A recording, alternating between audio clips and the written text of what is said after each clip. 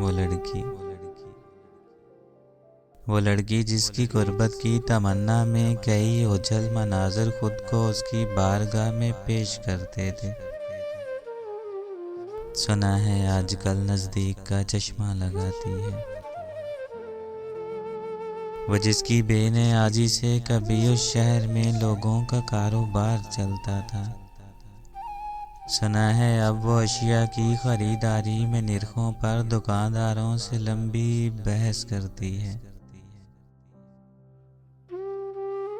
वो जिसकी खुश कलामी पर सुखन होता तशब्बर शहर के सब कहवाखानों में।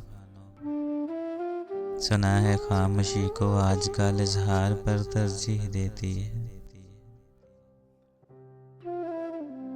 वो एक लड़की जो अक्सालोद आईने से भी परहेज करती थी। सुना है अब मोहल्ले में किसी सस्ते ब्यूटी पार्लर पर काम करती है।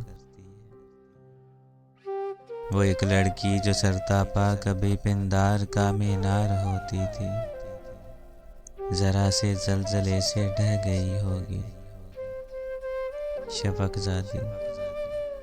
शफकजादी अजब रंगों में घिरकर रह गई होगी।